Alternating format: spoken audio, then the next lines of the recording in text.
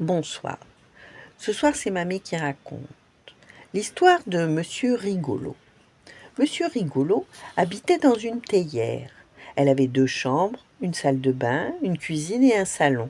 Elle plaisait beaucoup à Monsieur Rigolo. Ce jour-là, Monsieur Rigolo prenait son petit déjeuner. Comme il n'avait pas très faim, il mangea seulement un sandwich à la marguerite et un verre de pain grillé. Délicieux, se dit-il lorsqu'il eut fini son drôle de déjeuner. Après avoir déjeuné, Monsieur Rigolo alla faire une promenade en voiture. La voiture de Monsieur Rigolo était une chaussure. Avez-vous déjà vu une voiture chaussure? C'est très rigolo. Sur le chemin, Monsieur Rigolo passa devant un ver de terre. Le ver pensa que Monsieur Rigolo, dans sa voiture rigolote, était la chose la plus drôle qu'il ait jamais vue de sa vie. Il se tordit tellement de rire qu'il faillit se couper en deux. Et il passa devant un cochon.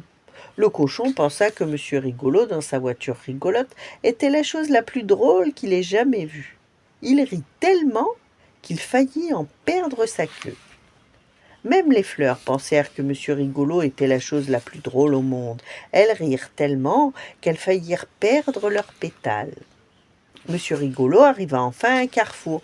Ne sachant quel chemin prendre, il regarda le panneau indicateur.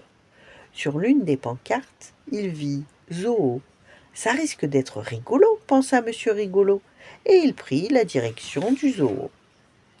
Quand il arriva devant la porte du zoo, Monsieur Rigolo dut s'arrêter. « Je suis désolé, dit le gardien, nous avons été obligés de fermer le zoo, car tous les animaux sont enrhumés, et cela les rend bien tristes. »« Oh, quel dommage !» s'exclama Monsieur Rigolo.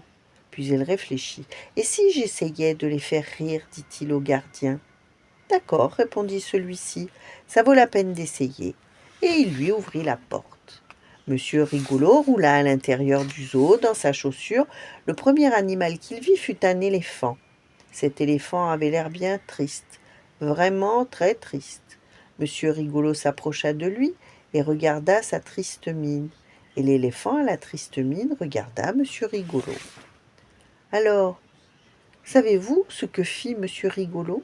Eh bien, il lui fit une grimace rigolote. Monsieur Rigolo, comme vous l'imaginez, s'y connaissait bien en grimaces rigolotes. Et l'éléphant gloussa. Il n'avait jamais rien vu d'aussi drôle. Monsieur Rigolo fit une autre grimace rigolote. L'éléphant éclata de rire. Il rit si fort qu'il faillit en perdre sa trompe. Et il se sentit beaucoup mieux, mais beaucoup mieux. Monsieur Rigolo se dirigea alors vers la fosse aux lions. Il y avait là un lion qui avait l'air extraordinairement triste. Monsieur Rigolo s'approcha de lui et regarda sa triste mine, et le lion à la triste mine regarda Monsieur Rigolo. Monsieur Rigolo fit une grimace très rigolote. Avez-vous déjà entendu rugir un lion, n'est-ce pas? Eh bien, ce lion se mit à rugir lui aussi, mais il rugit de rire en même temps. Et il rit si fort qu'il faillit en perdre sa crinière. Monsieur Rigolo fit le tour du zoo pour voir tous les autres animaux, et comme ils avaient l'air tristes, à chacun d'eux, Monsieur Rigolo fit des grimaces de plus en plus rigolotes. Le gros ours brun sourit, puis rit si fort qu'il en tomba sur son derrière, et la girafe rit si fort qu'elle faillit faire un nœud à son cou. Et l'hippopotame, lui, rit si fort que son gros ventre faillit éclater. Les pingouins, eux, rirent tant et tant qu'ils faillirent perdre leurs ailes, et quant au léopard, il rit si fort qu'il faillit perdre toutes ses taches. Quel tintamarre!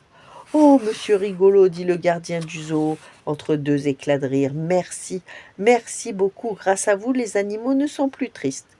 C'est tout naturel, vous savez, répondit Monsieur Rigolo modestement, et il repartit dans sa voiture chaussure. Plus tard, lorsque Monsieur Rigolo arriva chez lui, il s'esclaffa. Eh bien, une journée de plus qui se termine. Il gara sa voiture chaussure, entra dans sa théière, et comme il avait soif, il se fit une bonne tasse de gâteau chaud. Voilà. Bonne nuit, faites de beaux rêves, et à demain.